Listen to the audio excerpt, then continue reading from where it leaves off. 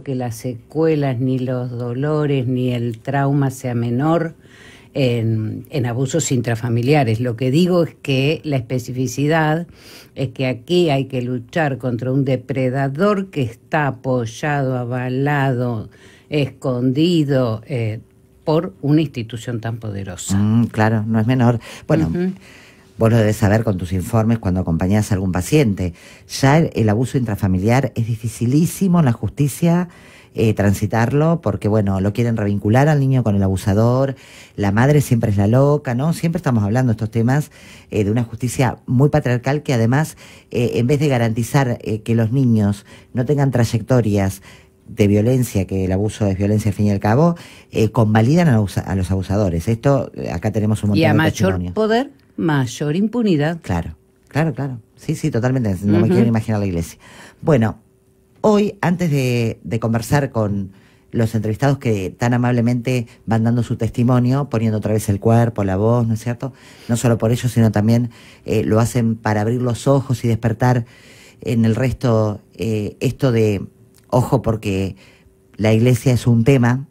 Yo me quedé impactada con la última entrevista, Lili, chileno. ¿Fue el chileno la última? Elías. ¿Sí? Eneas. Elías, le inventé el nombre, siempre lo cambio. Pero me quedé impactada porque él habló del número en blanco, porque siempre tenemos, obviamente, subregistro siempre en todo. Pero el número en blanco, digamos, lo que vos tenías registrado, lo que estaba judicializado, era el 15% de la iglesia. Es altísimo, es alto. Inclusive Eneas hizo una relación con los 30.000, ¿no? En esto de, bueno, ¿cuántos son? ¿Cuántos?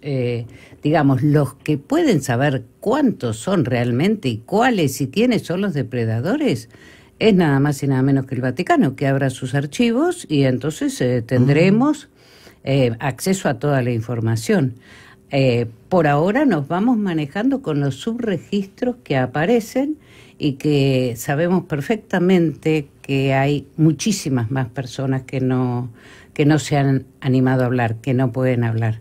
Por eso es tan importante y valoramos mucho este espacio, porque la difusión es fundamental y escuchar la voz de quien ha vivido esa situación supera en creces lo que podemos decir los profesionales, quienes acompañamos. Escucharlo de la voz de quien lo ha atravesado es diferente. Sí, claro que sí. Y además, nada, venía caminando por aquí y venía pensando en lo que íbamos a charlar, que habíamos acordado en esto de todas las luchas que hay que hacer contra la iglesia para poder tener logros, ¿no? Y veía un cartel que está aquí en la pared cruzando la plaza que decía: todo femicidio es político. Y bueno, me hizo pensar en esto de estas luchas contra la iglesia, porque por allí, bueno, se puede adjudicar, o algunas personas lo adjudican a diferentes sectores de la sociedad del logro, pero en realidad el logro es de la sociedad, porque cada uno de los derechos que se ha peleado contra la iglesia durante tantos años, que se ha logrado la ley, leyes tan importantes, todas vienen de la lucha de la sociedad. Claro. Bueno, yo hoy cuando presentaba al comienzo del programa el espacio y decía que íbamos a repasar, bueno, las batallas que se le ganó a una iglesia que se opuso de una forma política muy fuerte, bueno, hablaba del divorcio en la época de Alfonsín, fue un quilombo. Total, y además siempre con esta otra parte, ¿no? Entonces logramos un derecho, pero todo el mundo se va a divorciar. Entonces logramos la ley de aborto, todas vamos a abortar, como si abortar fuese algo de todos los días y que a las mujeres no nos pasa nada, porque además esto, ¿no? Es la iglesia siempre ha ido contra las mujeres y contra los cuerpos de las mujeres. Entonces, y de diversidad ni hablar, porque también digamos que el reconocimiento de las personas con distintas identidades sexuales por parte de la iglesia siempre ha denostado, siempre ha discriminado. Entonces, realmente, bueno, sí, somos un país que que hemos luchado mucho, creo que siempre digo lo mismo, será por mi condición de setentista, pero bueno, creo que la lucha de los 70, la lucha por los juicios de lesa humanidad, nos ha dejado tan inoculado esa forma de luchar, porque la forma se repite, los objetivos ¿no? Cada vez esta sociedad va por más. Y así se logró la ESI, fundamental. También que se opone la iglesia, porque vos fíjate que en las parroquiales no está la ESI. No, claro. Y además, como es una ley nueva, empiezan a aparecer también consultas de personas que cuando vas charlando, digamos, cómo fue su despertar, su recuerdo, hay muchos que fue a través de una clase de ESI. Empieza a aparecer el producto, el resultado de ese programa pero tan importante, ¿no? Sí, bueno, la ESI es clave. Totalmente, por eso desde 2006 la tenemos y estar discutiendo.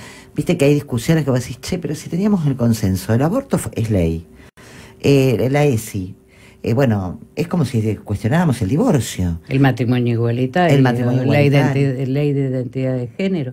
El concepto que hemos logrado, y digo hemos porque también tiene que ver con la lucha feminista, de que se denomine femicidio. ¿Te acordás de los crímenes de pasión? Estaba tan enamorado, vos sos mía. Pasional, bueno, tenemos un montón de música, podríamos pasar también, ¿no?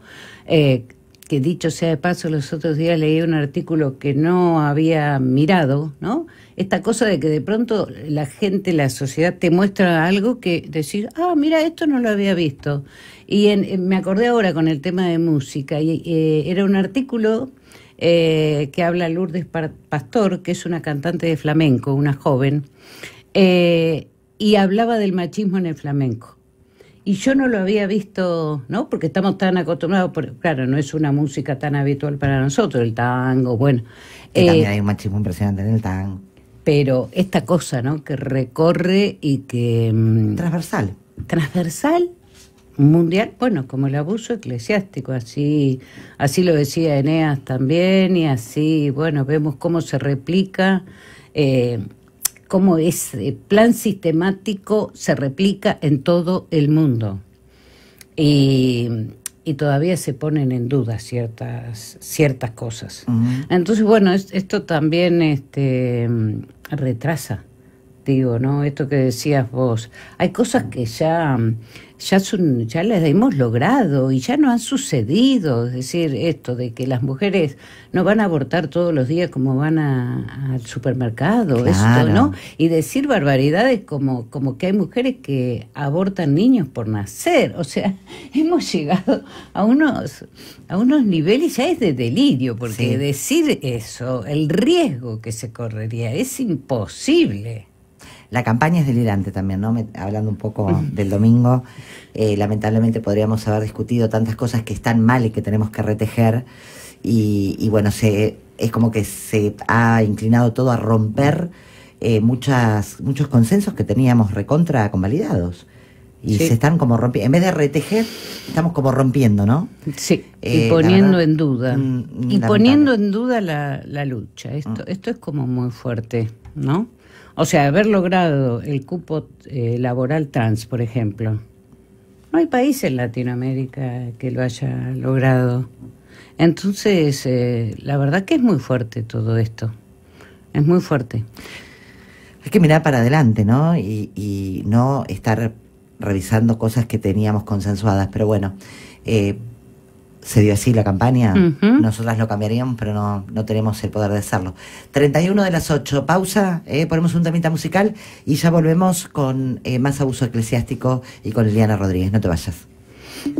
Del otro lado de las noticias, ¿de qué lado estás? Escúchanos hasta las 9.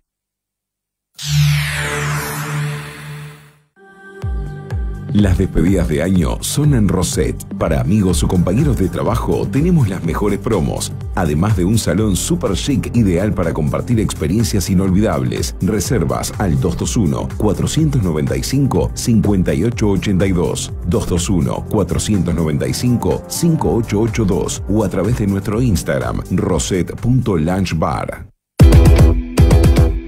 ¿Sabías que AMTE gestiona el crédito más económico del mercado? Acércate a nuestra sede social de calle 12, número 323, entre 38 y 39, o visítanos en nuestra página web www.amte.com.ar.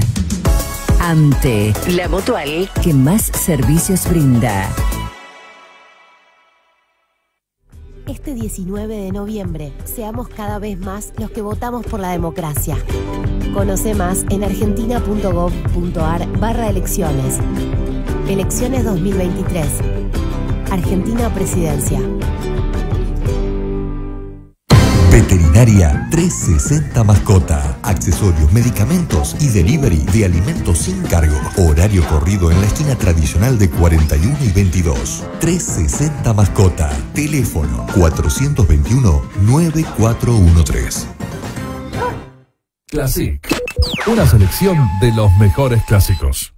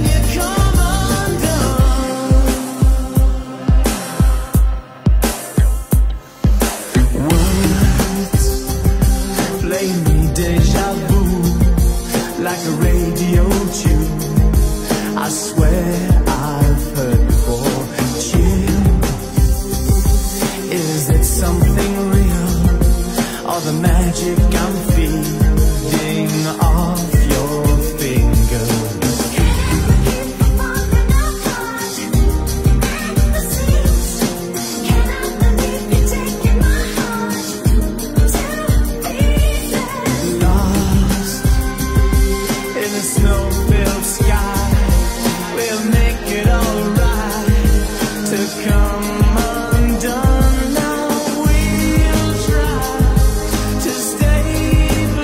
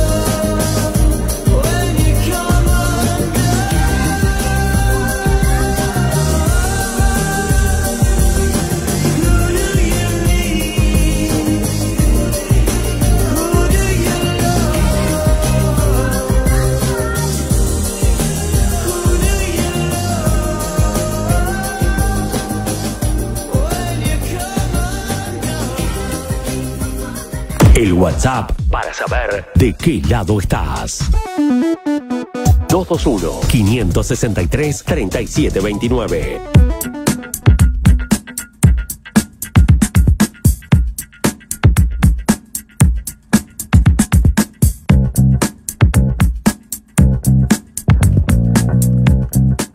Muchos dicen que la edad te hace evolucionar, madurar, pero bueno, a veces no, esto no ocurre, no se da. Bueno, 37 minutos de las 8 de la mañana, seguimos con nuestra columna de sobrevivientes de abuso eclesiástico con Liliana Rodríguez, una de las integrantes de la red y además psicóloga, ¿no? Que tiene las entrevistas mano a mano con las víctimas y, bueno, va conociendo las historias y hace mucho tiempo empezó a detectar este modus operandi que igual, viste, que es cierto, es mundial, por supuesto, pero cada país tiene su touch, que lo hablábamos con Eneas. Con Eneas, un nombre complejo, viste, que se me cuesta Eneas, pero bueno, cada una tiene su particularidad, cada país, como que tiene su librito.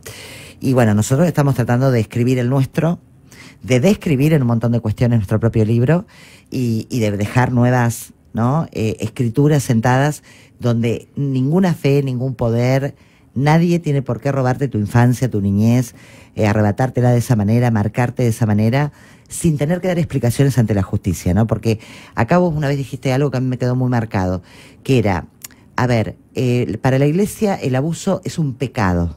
Uh-huh. Y tienen que responder por el abuso como un delito. Exacto. Fin. Bueno, y después como cualquier hijo de vecino, ¿no? Con el poder, ¿no? Pero digo, qué importante ese disparador. No es un pecado, es un delito. Absolutamente. Es un delito. Entonces, deje, muchachos, de manejarse como que es un pecado, porque hay que abordarlos de otra manera. Abran las puertas, pongan a disposición para reparar a las víctimas. Háganse cargo de lo que provocan. Claro que sí. Bueno, y como todos los jueves, que agradecemos, por supuesto, muchísimo, porque ponen otra vez la voz, el cuerpo, ¿no? Todo lo que siempre decimos. Tenemos en línea a un sobreviviente, como dicen ustedes, que va a contar su historia en primera persona, que es Daniel Vera. ¿Querés hacer alguna intro de Daniel antes de presentarlo al aire? Bueno, Daniel es un gran compañero de la red, que hace mucho que estamos compartiendo espacios y luchas, de las luchas que veníamos hablando antes. También Dani es un luchador en la calle por todos esos derechos. Y ha escrito un libro, ha escrito y ha presentado un libro que se llama Gracias a Dios soy marxista. Así que nada, lo invitamos hoy para charlar con él y tiene mucho para aportar. Ajá. Entonces, démosle el tiempo. Claro que sí, lo tiene. Pasamos el tiempo. Sí que lo tiene. Daniel, buen día. Mariana Sotele te saluda. Gracias por atendernos. ¿Cómo estás? Hola, buenos días, Mariana. Buenos días, Lili. ¿Cómo les va? ¿Cómo andan? Bien, por acá, atentas a escucharte. Esperándote, claro. Muchas gracias. Bueno, contanos un poco tu historia, Daniel. Bien, además de la historia, un poco quería, digamos, tocar el tema de la separación de la Iglesia y el Estado, el porqué, una pequeña historización, pero digamos, como para empezar, yo tengo 54 años y el abuso lo sufrí cuando tenía 17, en un contexto totalmente eclesiástico, porque yo estaba en una misión navideña, o sea, previo a la Navidad, y yo me estaba preparando justamente para entrar al seminario, para estudiar, para ser cura. Ajá. Y el cura que me había inspirado un poco para esta decisión es quien abusó de mí. Es decir, siempre utilizando ese enorme poder asimétrico, como siempre decimos en la red. Yo negué este hecho, como solemos hacer las víctimas de abuso, durante 2 o 3 años. Después por fin pude hablarlo. Yo estaba totalmente vinculado a la Iglesia, por lo tanto sufrí esta cosa de, bueno, todo esto lo solucionamos en casa, que no salga para afuera, hay que perdonar, etcétera, etcétera, etcétera. Bueno, la vida me fue llevando, por suerte, por un montón de caminos, y hasta que tuve la oportunidad de ver esa historia de otro lado, conocí a la red, y bueno, y ahí comenzó otra forma de ver toda esta historia, que es lo que estoy militando ahora, que me lleva a separar totalmente consciente y sin rencores por la separación de la Iglesia del Estado. Aclaro esto de decir sin rencores porque parece como que yo estuve totalmente vinculado, ahora estoy como del otro lado, pero simplemente es porque uno está alienado de alguna forma por la Iglesia, y cuando puede lograr ver la totalidad del panorama es como que cambia la mirada de uno, ¿no? No, claro, totalmente. Y profundicemos ahí, en la separación de la Iglesia y el Estado, en lo importante que es esto, y sobre todo para las víctimas, ¿no? Exacto. Para todos los temas. ¿No? Sí. Nosotros hicimos un comunicado por el tema del balotaje de la red, y justamente hablábamos de la libertad de creer, porque aunque parezca algo que por ahí no nos cuestionamos, si uno le pregunta a cualquier persona si cree, lo primero que le va a decir es sí, practico tal o cual religión, o no practico ninguna religión. Y no estamos hablando de religión cuando hablamos de fe. Pero uno de los tantos problemas que tiene las religiones institucionalizadas es que han monopolizado la fe. Entonces, separar la Iglesia del Estado, sobre todo, es un acto de libertad para las ciudadanas y los ciudadanos de nuestro país y del mundo. Es decir, estamos a favor de la libertad de las personas y no en contra de la fe de nadie. Esto me parece que es, más allá que en todas las columnas se lo repite, es muy importante que esté claro.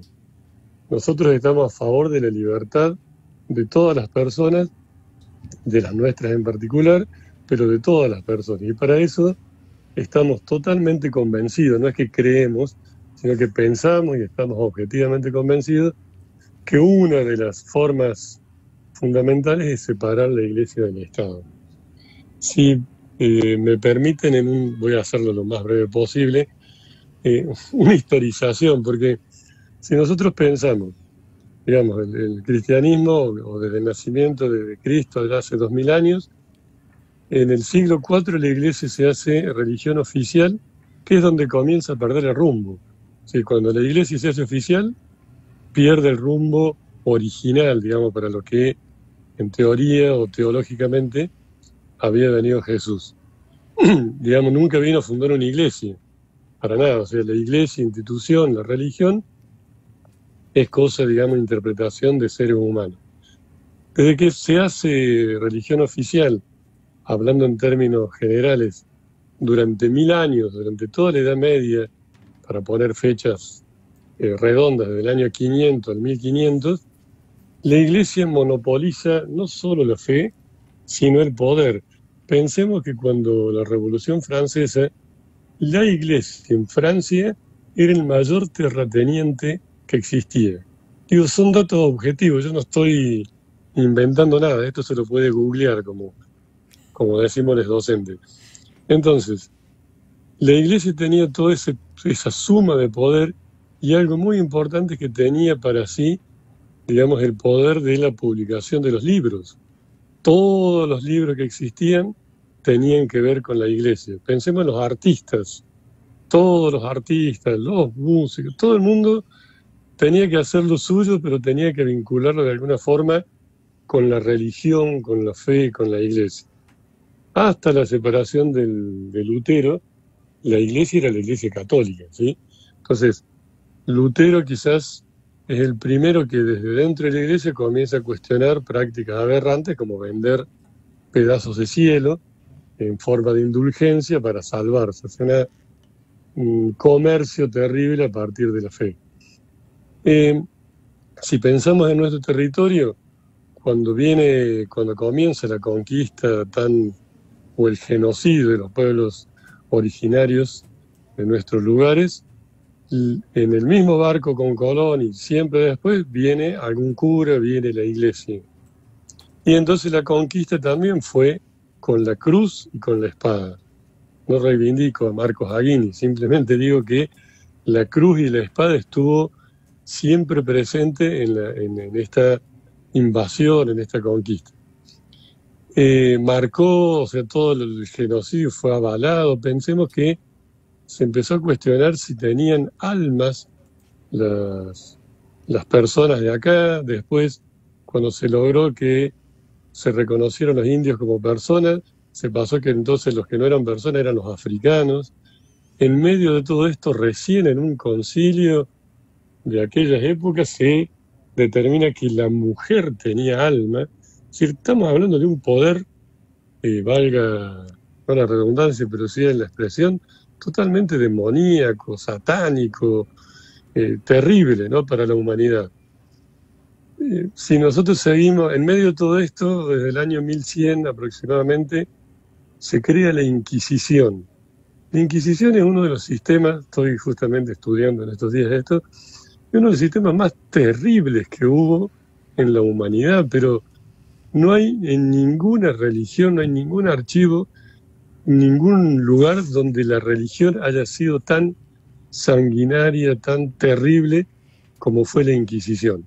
Abriendo un paréntesis, ¿quién es el jefe de la Inquisición hoy? Porque la Inquisición, con otro nombre, sigue existiendo. Es un conocido de ustedes allá de La Plata, Tucho Fernández, ¿no? Claro. O sea, como para seguir uniendo cosas. Si pensamos que la Inquisición acá en nuestro territorio fue abolida, aunque sea en papeles, porque en la práctica siguió, en la Asamblea del año 13, recién. O sea, ya había pasado 1810, Asamblea del año 13 se abole la influencia de la Inquisición, lo hace San Martín también en Perú, pero 40 años después, 1853, se sanciona la Constitución, y en el preámbulo de la Constitución Nacional, que nosotros en mi época la estudiábamos de memoria, invocan la protección de Dios.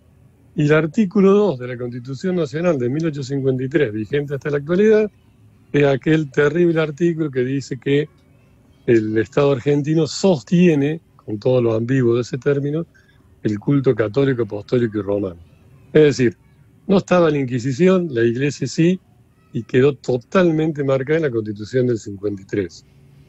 Si vamos hacia el fin del siglo, en la generación del 80, podemos decir, más allá que ideológicamente está en la antípoda de nuestros pensamientos, pero, digamos, le hizo fuerza a la Iglesia. Y ahí tenemos 1881, 1884, 1888, Ley de Registro Civil, Ley 1420, Ley de Matrimonio Civil, que fue, digamos, como la primer gran golpe contra la Iglesia. En medio de eso que pasaba acá en Argentina, en 1891, se hace o se proclama la encíclica Rerum Novarum del Papa León XIII, que Rerum Novarum en latín significa de las cosas nuevas, que cosas nuevas no había ninguna. Pero fíjense, la Iglesia oficial con esa encíclica dice: sigo en el poder, ya se cayó la Edad Media, no puedo seguir unido a los reyes porque ya no tienen poder, entonces me uno al nuevo poder, me uno al capitalismo. Si ustedes leen la Rerum Novarum, es terrible, terrible, año 1891, cómo se acomoda la Iglesia con el nuevo poder. Es decir, es como una carta de declaración: yo sigo en el poder ahora con el capitalismo. Tan importante fue que Juan Pablo II, en 1991, hace una encíclica que se llama Centésimos Annus, en 100 años, reivindicando aquella Rerum Novarum. Es decir, la Iglesia como que ratifica de estar del lado del poder. Bueno, la historia un poco más acá es más conocida. No hubo, digamos, otras influencias a nivel legal hasta el divorcio en 1987 y bueno, más por suerte ahora más cerca en el tiempo, en el 2006 la ley de ESI, en el 2010 la del matrimonio igualitario y el aborto en el 2020. O sea, todas cuestiones que le quitaron poder a la Iglesia y que la Iglesia decidida y políticamente hizo campaña en contra de esos derechos humanos, ¿sí? Entonces digo, en esta como muy veloz historización, dar cuenta objetiva de la influencia de la Iglesia en contra de los derechos humanos, en contra de la humanidad y siempre con la idea de imponer sus dogmas, su fe, su moral, ¿sí? Fíjense que, sí. Daniel, no, porque además nos quedan muy pocos minutos, acuérdate que es radio, pero... Sí, perdón. No, igual muy interesante porque está muy bueno hacer esa historia como para uno empezar a identificar, bueno, por cuánto fue y siempre cómo fue escalando y acomodándose, bueno... Siempre ponemos un ejemplo acá en Argentina con la dictadura, ¿no? Exacto. Se habla del golpe cívico-militar y nos olvidamos que es cívico-militar eclesiástico. Exacto. Y que cuando dejaron de estar los milicos, bueno, se acomodaron al poder democrático. Y que tienen mucha incidencia sobre el poder, que también se lo convalida la propia política, ¿no? Que van a los Te Deum y están ahí permanentemente. Y el Poder Judicial. Y el Poder Judicial. Ni hablar. Ni hablar. Exactamente. Ahora, yo me quedo, vos sabés que, bueno, lo debes conocer, hablamos con Eneas, y esto como también para ir haciendo un cierre, es fundamental y me considero parte también de esta pelea, ¿no? De la separación de la Iglesia y el Estado, pero no muchas veces garantiza que después esa Iglesia no siga teniendo el poder que tiene, porque Eneas, en Chile, hay una separación de la Iglesia y el Estado, pero Eneas dice que el poder es tal y ha como tejido tantos laberintos que es lo mismo que si no estuviera la separación de la Iglesia con... Claro, ¿no? ahí Exacto, porque Eneas exacto. marca, lo que marcó Eneas, que también me pareció muy importante en esa relación, es el poder empresarial que hay en Chile. Claro. Que no es que acá no lo haya, ¿no? Pero digo, acá están como más igualados a otros poderes. Pero en Chile él marcaba el gran poder de las grandes familias, ¿no? Empresariales. Sí. Bueno, como dice Daniel, de los reyes pasaron, se van acomodando. Si vos no tenés el poder con la política, lo tenés con el empresariado. Si no, Sí. Por eso digo que es muy, muy complicado el desarmar esto. Porque, porque es el tema cultural también, Mariana, porque digo, hay tanto para decir, pero nosotros hablamos, por ejemplo, filosofía, decimos, los primeros filósofos fueron los griegos en el año 3000, y ya esa historia está totalmente sesgada, porque no contamos lo que pasó en Oriente, en América, en África, y esa cultura que nosotros hemos estudiado durante siglos está marcada por la Iglesia. Entonces, el título de mi libro, Gracias a Dios soy marxista, es porque es como que cuando uno se pone a cuestionar, a veces hasta cuestiona con cosas, digamos, que son propias de la Iglesia, como esta expresión, gracias a Dios.